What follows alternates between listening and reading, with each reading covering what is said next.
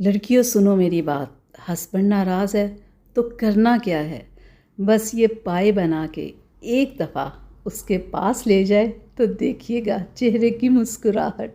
2 kilo मैंने पाए लिए जिन्हें मैंने अच्छे से धो लिया है। ठीक है, अब हम इसमें 3 अदद प्याज डालेंगे। ठीक है, इन्हें काटना नहीं है।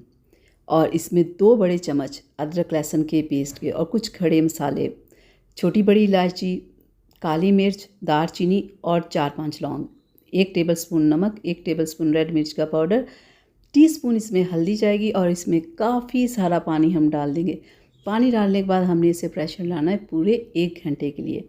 और 1 घंटे के बाद देखें काफ़ी हद तक पानी ड्राई हो गया। इस पानी को हम अलग करेंगे और पाई अलग करके इनकी भुनाई करेंगे कम से कम 20 से 25 मिनट। फिर पाई का टेस्ट निकलता है जब आप इसकी अच्छे से भुनाई करते हैं, फिर ही सारे पाई का मज़ा निकलता है।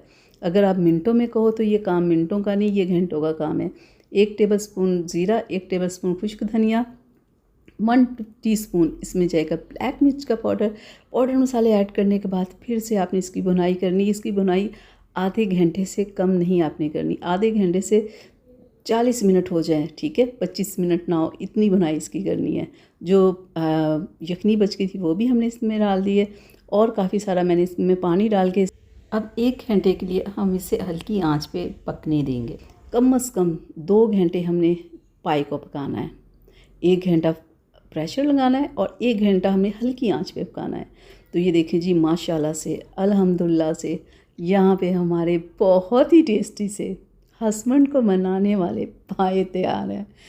क्योंकि हस्बैंड को अगर मनाना हो ना तो इसी तरह का कुछ मज़ेदार सा उसे बना के खिला दें और फिर देखिएगा नाराज़गी कहाँ थी जनाब, वो खुद अपने मुंह से कहेंगे।